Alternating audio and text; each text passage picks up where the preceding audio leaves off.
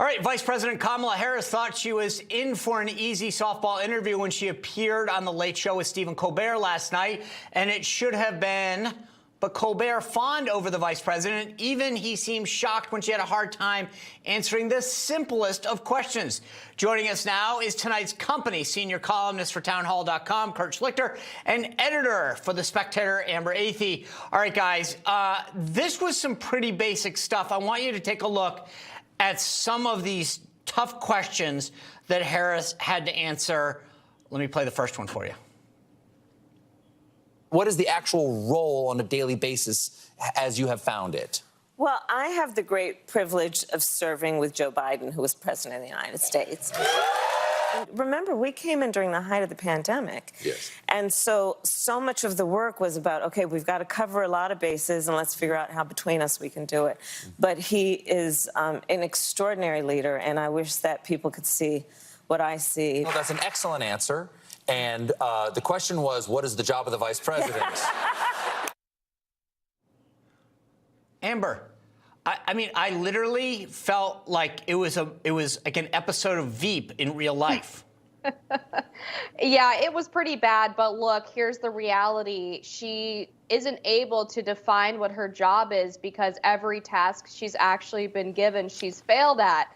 Whether it was being the border czar and watching her disastrous avoidance of the border for months, and then her final visit where she blamed the root causes such as climate change, or when she was supposed to be in charge of getting the Democrats' so-called voting rights bill passed in the House, which she was also unable to do. So she probably doesn't know what her job is because she's never succeeded at anything before. Kurt, the thing is, Amber lists a few of these things. She could have literally just said, I've got 18 things that I do, and it would have sounded fine. But when you can't even get Stephen Colbert, who's literally basically like on your team, that's pathetic. I mean, she literally could have said, I'm the border czar, I'm this. He wouldn't have questioned you. You know, Sean, every time I see her, Hail to the Chief does not play in my head. Circus music does.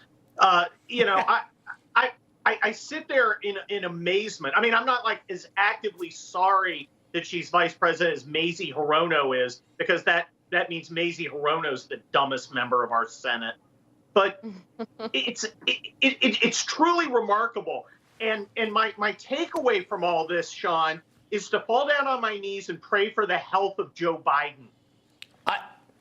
Bingo. You just did. And see, this is the beauty of Joe Biden. He did himself a real smart thing, which is he set himself up by making sure that no one wanted him to ever have anything happen to him by making sure that she was the vice president. Amber, the first book I ever wrote was called The Briefing. I want to read you a passage from it, right, and see where I'm going with this. I wrote, a few days into the job, I decided I should put the fireplace to use, because there is one in the press secretary's office. Within minutes, the entire West Wing was filled with smoke, and the Secret Service was opening doors to ventilate the area. Apparently, the folks who light the fires also know something about opening the flue. Now I want to play you a clip from last night, the VP on Colbert. I was out of my office in the West Wing. I was having a meeting across the street, and we're walking back toward my office, and he says, I need to tell you something. So I wanted, you know, the winter is almost over. It's really cold today. We haven't lit your fireplace. So I decided when you were in that meeting to light the fireplace. But he forgot to open the flute. So Secret Service was like, ma'am, you could not go back to your office. Now, I know, Amber, that Joe Biden does all the plagiarizing, but it feels like she kind of stole my story. I think she probably did. That's a real shame. Although, you know, this is more common than you would think. I'll give you some, you know, a little bit of an out here, Sean. It is not uncommon for people to forget to open the fireplace flue. So I will give you a little bit of a pass on this one. But the fact that it happened twice in the White House, I mean, come on. Well, in fairness, she did call it a flute, not the flu.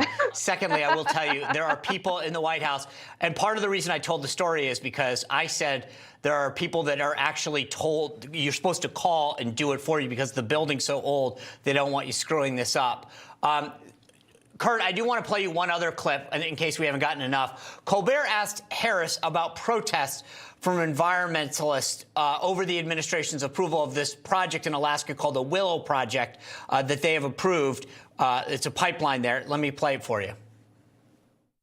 I think that the concerns are based on what we should all be concerned about, but the solutions have to be and include what we are doing in terms of going forward in terms of investments. What? Now, Kurt, that was a word salad from her, but at least the word salad was vegan. Well, you know, Sean, I'm sitting here like Kamala. I'm a California lawyer. How did she pass the bar? You're required to speak English. I don't understand what she's saying, but I'm just grateful that she's not bailing out more felons. I mean, that's something, right?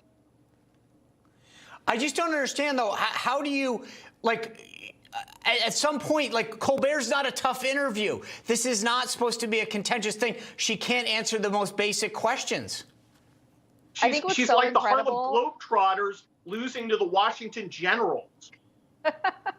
what's so incredible about Kamala is that she's probably the only politician I know who normally you would want to introduce yourself to the public so that they can get to know you better. But the more that she does that, the more people dislike her. It's like the exact opposite reaction that you want any candidate to have. Yep. Kurt, Amber, thank you both for being with us. Love to break it down. All right.